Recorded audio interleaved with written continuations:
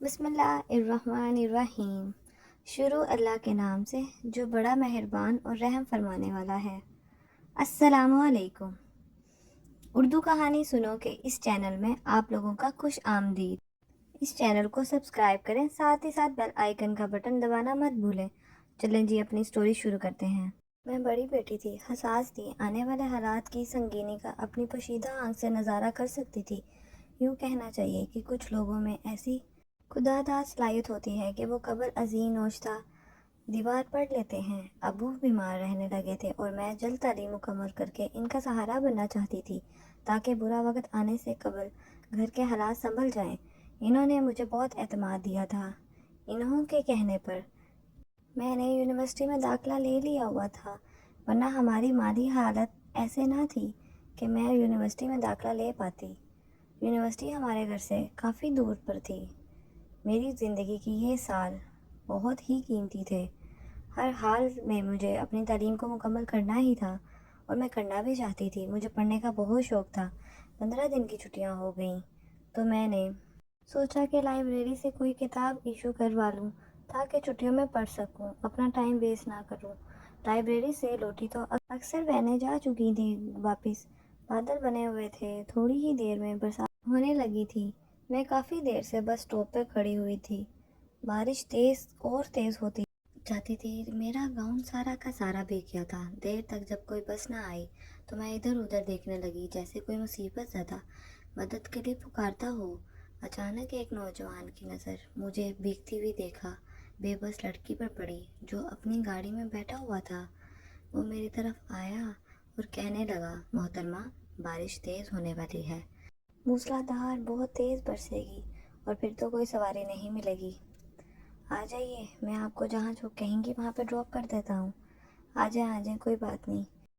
میں نے جیسے ہی اسے غور سے دیکھا تو شکل جانی پہچانی لگی۔ وہ بھی میری ہی یونیورسٹی کا گاؤن پہنے ہوا تھا۔ یونیورسٹی کا طالب علم تھا مگر کسی دوسرے ڈپارٹمنٹ کا تھا شاید۔ مجھے سوچتے دیکھ کر بولا، اعجاز، میرا نام اعجاز ہے اور میں اسی یونیورسٹی میں پڑھتا ہوں، آپ کے ساتھ والے ڈپارٹمنٹ میں ہوتا ہوں۔ ڈریے مت پلیز، آ جائیں، میں بھی آپ کی طرح کے ایک اسٹوڈنٹ ہوں۔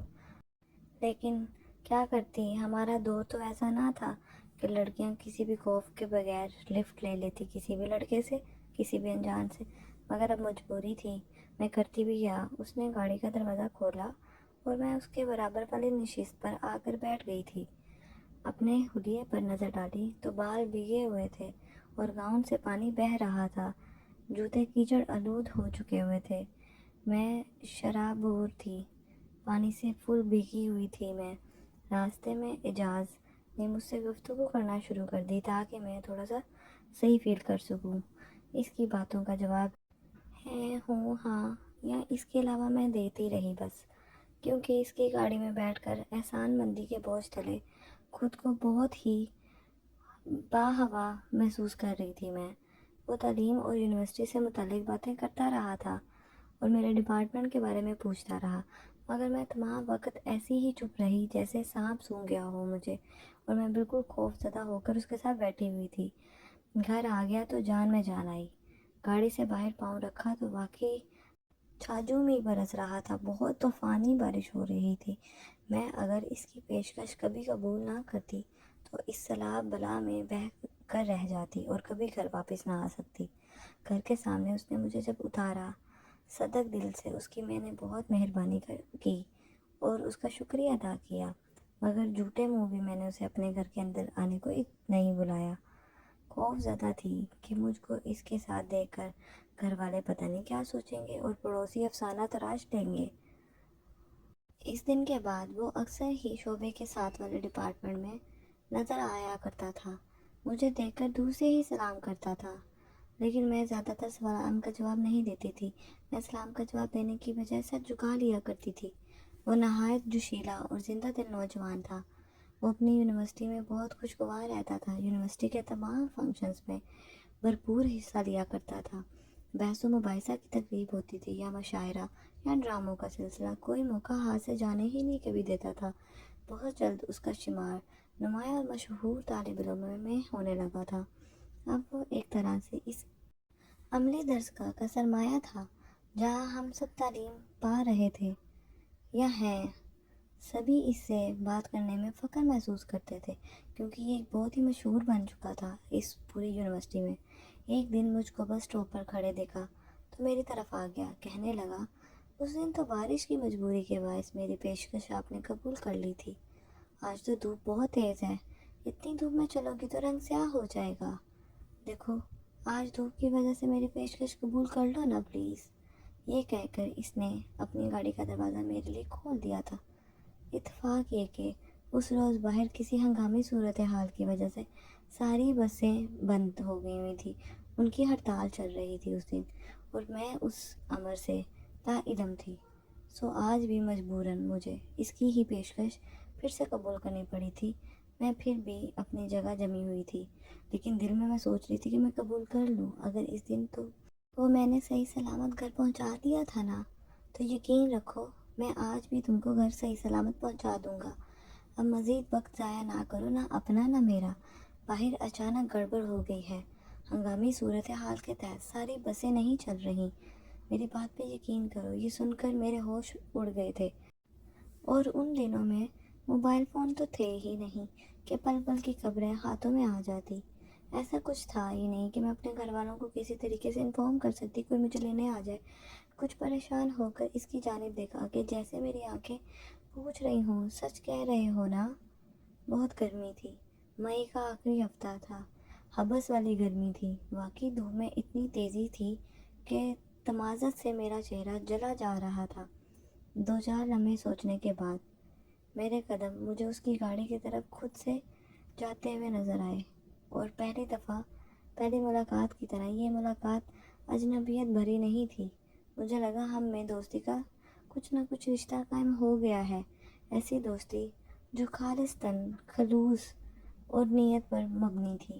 میں بالکل بھی اس کے ساتھ بری طریقے سے پیش نہیں آئی، نہ ہی آج تک اس نے میرے ساتھ بدتمیزی کی تھی۔ آخری پرچے کے روز وہ مجھے حال سے باہر آتا ہوا نظر آیا۔ شبتارہ، کیا تم مجھ سے شادی کرو گی؟ مجھے لگا جیسے اس نے میرے دل کا نشانہ لے کر فائر ہی کر دیا ہو، اور مجھے اپنی ساری دنیا ایک دفعہ دھندلی نظر آتی ہو۔ تبھی بے اختیار میرے منہ سے نکلا، ہرگز نہیں، کیونکہ شادی میری زندگی کا مشن نہیں ہے۔ تمہاری زندگی کا مشن کیا ہے؟ اس نے بڑے ڈفرینٹ لہجے میں مجھ سے پوچھا۔ آگے سے میں نے جواب دیا، وہ میں بعد میں بتاؤں گی۔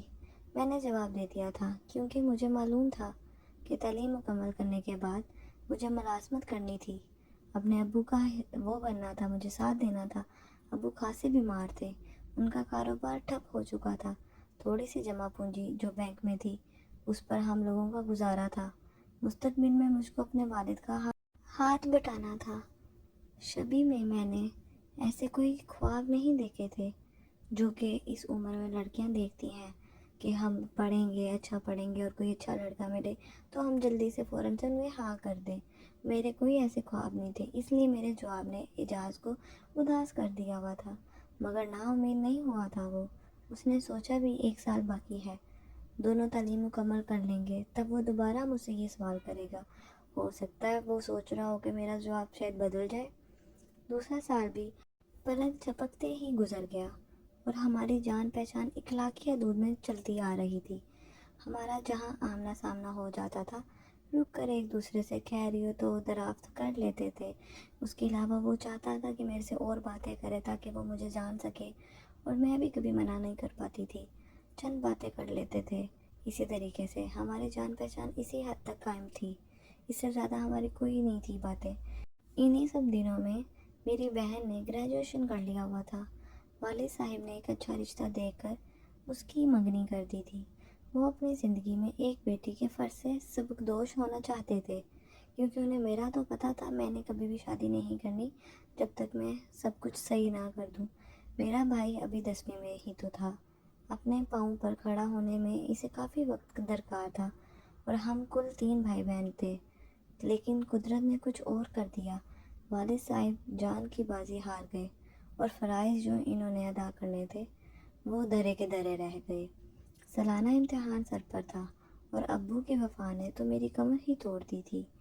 ان دنوں میری حالت بہت بری تھی، میں اتنی غمگین تھی، غم اور فکر نے مجھے خوف زدہ کر دیا ہوا تھا کہ کیسے سب گزارا ہوگا، کیسے ہم کریں گے۔ اعتماد اتنا کمزور ہو گیا تھا کہ کسی سے بات کرتے ہوئے بھی مجھے گھبراہٹ ہونے لگی تھی۔ اعجاز نے میری کیفیت کو بھانپ لیا ہوا تھا۔ وہ روز مجھے دلاسے دینے لگا۔ اس کو پتہ تھا اس کے باپ اس دنیا سے رخصت ہو چکے ہیں۔ اس کی باتوں میں جادو تھا کہ میں مایوسی اور نا امیدی کے اندھیرے سے نکل آئی۔ اتنی بڑی سچویشن میں بھی، اتنی غمگین سچویشن میں بھی میں نے اپنے آپ کو سنبھال لیا، اپنے بکھرے ہوئے خیالات کو سمیٹا اور پڑھائی پر توجہ دی اور اپنے سالانہ امتحان میں اچھے سے نمبر لینے کی کوشش کی۔ یوں میرا ماسٹر کمپلیٹ ہو گیا ہوا تھا۔ جس روز آخری پرچہ تھا، اعجاز مجھے دوبارہ ملنے آیا۔ اس نے دوبارہ سے وہی پرانا پچھلے سال والا سوال دہرایا تھا۔ اب تو تم نے امتحان بھی دے دیا ہوا ہے، مجھ سے شادی کرنے کے بارے میں کیا خیال ہے، کیا ارادہ ہے؟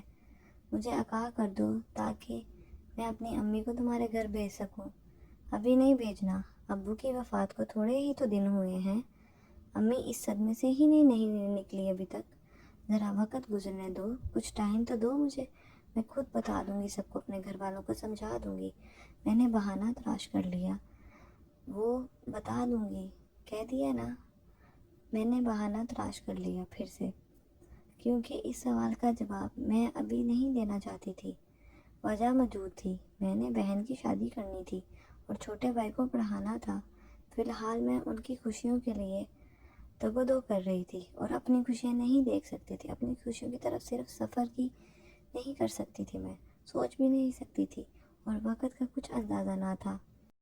یہ تو مجھے لگ رہا تھا یہ ایک لامتناہی انتظار تھا جو شاید کبھی بھی ختم نہیں ہونا تھا۔ اب میں کبھی کبھی اعجاز سے فون پر بھی بات کر لیتی تھی، کیونکہ ہماری یونیورسٹی ختم ہو گئی تھی، ملنا جلنا بھی بند ہو گیا ہوا تھا، بس یہاں تک ہمارا رابطہ تھا۔ میں نوکری کی تلاش میں سرگرداں ہو گئی تھی۔ بالآخر ایک پڑوسی کی سفارش کرنے پر سے ایک میری فرم میں نوکری مل گئی ہوئی تھی مجھے، بہت اچھی فرم میں۔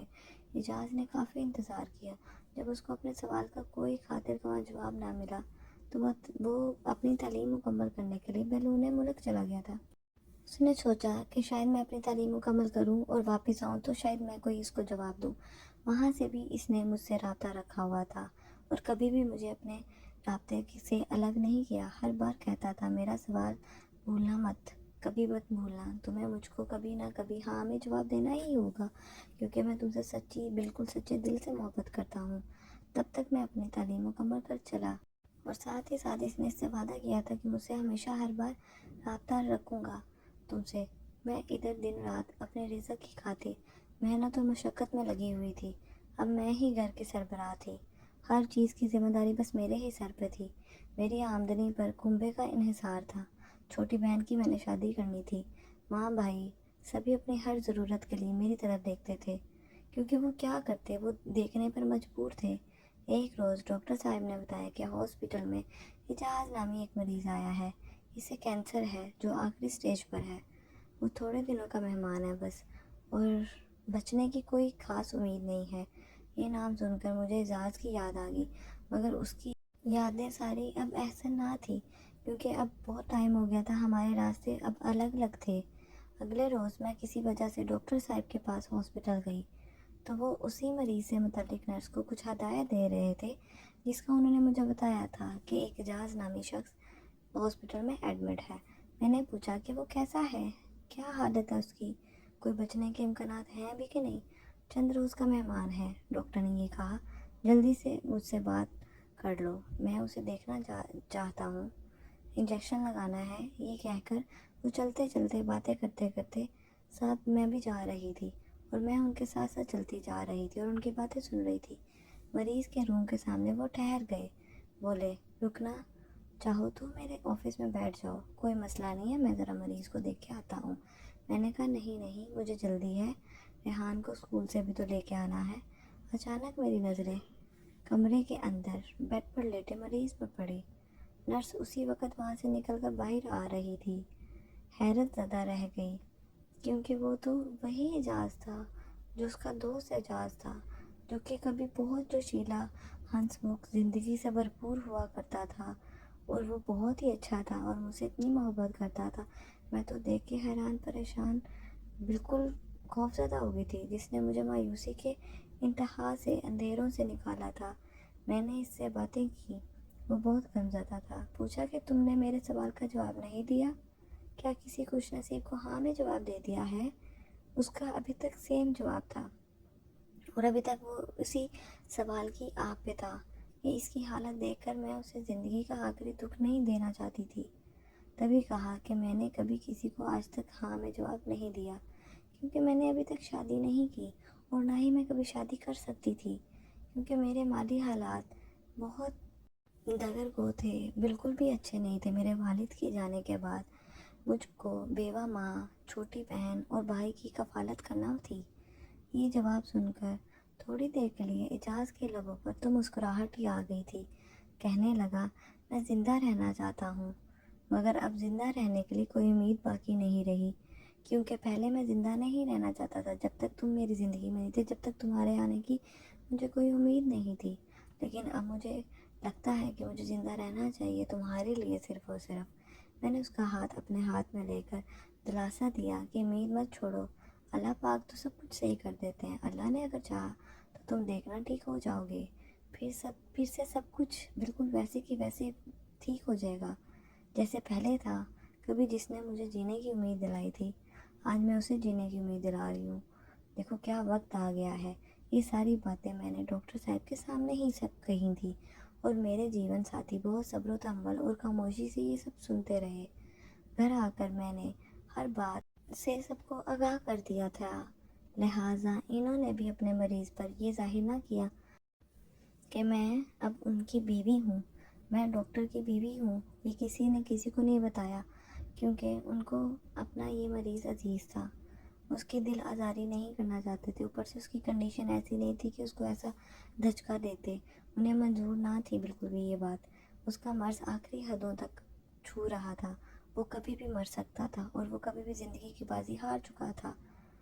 जिस रोज़ इसकी वफ़ात हुई, मैं फूट फूट कर रोई थी, क्योंकि बेशक वो मेरा महबूब ना था, मगर वो मेरा अच्छा दोस्त तो था ना। और अगर आप लोगों को ये कहानी अच्छी लगी हो तो इस चैनल को सब्सक्राइब करें, साथ ही साथ बेल आइकन का बटन दबाना मत भूलें, क्योंकि इस चैनल पर उर्दू कहानी सुनो के चैनल पर आपको ऐसी और अच्छी अच्छी इंटरेस्टिंग स्टोरीज़ देखने को मिलती रहेंगी। शुक्रिया। अल्लाह हाफ़िज़।